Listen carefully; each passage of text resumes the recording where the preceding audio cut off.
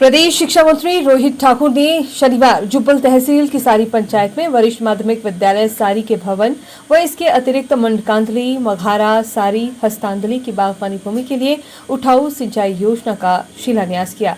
इस दौरान स्थानीय लोगों ने शिक्षा मंत्री का भव्य स्वागत किया। वहीं शिक्षा मंत्री ने अपने संबोधन में कहा कि प्रदेश में शिक्षा के स्तर को उच्च स्तरीय बनाना व शिक्षा क्षेत्र की सभी सुविधाओं को सुदृढ़ करना प्रदेश सरकार की प्राथमिकता है, जिसके तहत विभिन्न विकास कार्य किए जा रहे हैं। वहीं शिक्षा मंत्री रोहित ठाकुर ने कर्नाटक चुनाव के परिणामों में मिली कांग्रेस की जीत के लिए कांग्रेस कार्यकर्ताओं व कर्नाटक की जनता को बधाई दी है। तो आज शिक्षा मंत्री का जो मैं समझता हूँ खिताब मिला है वो एक व्यक्ति विशेष रोहित ठाकुर को नहीं, समस्त हमारे जुब्बल नावरकोट है कि प्रभु जनता जनार्दन को ये खिताब मिला है और दायित्व हमारा पूरे प्रदेश के प्रति है। जो कार्य हमने अपने जुब्बल कोटखाई नावर क्षेत्र में करना है उसी सोच को हमने प्रदेश तक ले जाना है और शिक्षा हमारे माननीय मुख्यमंत्री की भी प्राथमिकता है। हमारा पूरा प्रयास रहेगा गुणवत्ता युक्त शिक्षा हो।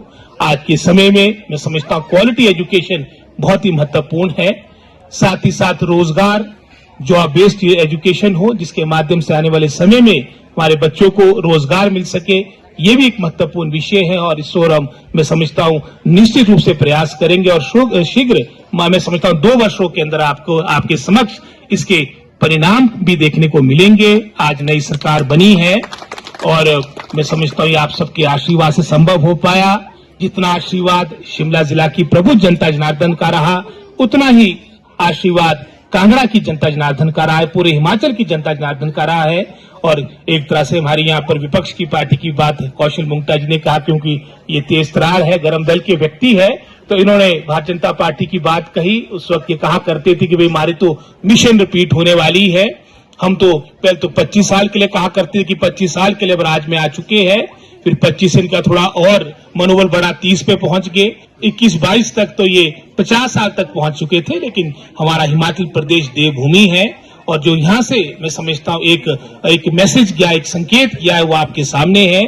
आज जैसे कर्नाटका का उदाहरण आपके समक्ष है, वहां पर भी प्रचंड बहुमत के साथ कांग्रेस पार्टी जीती है और ये भी मैं समझता हूँ आने वाले समय के लिए बहुत शुभ संकेत है, क्योंकि जिस तरह का नारा हमारी दूसरी पार्टी का रहता कांग्रेस मुक्त हो, हम ये कभी नहीं बोलेंगे कि भाजपा मुक्त हो। भाजपा के लोग भी रहने चाहिए, वो विचारधारा भी रहनी चाहिए ताकि प्रतिस्पर्धा हमेशा बनी रहे, क्योंकि डेमोक्रेसी में प्रजातंत्र में मैं समझता हूँ पार्टियों का होना अत्यंत आवश्यक है।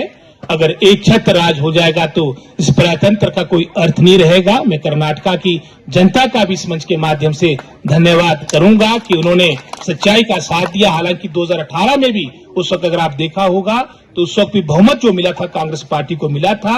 इन्होंने लोभ देकर किस तरह से छल कपट के साथ वो सरकार बनाई थी, लेकिन अंत में जैसे कहा जाता सत्यमेव जयते, आज जीत कर्नाटका की प्रभु जनता जनार्दन की हुई है और उनके आशीर्वाद से ही कांग्रेस पार्टी को वहां पर बहुमत मिला है।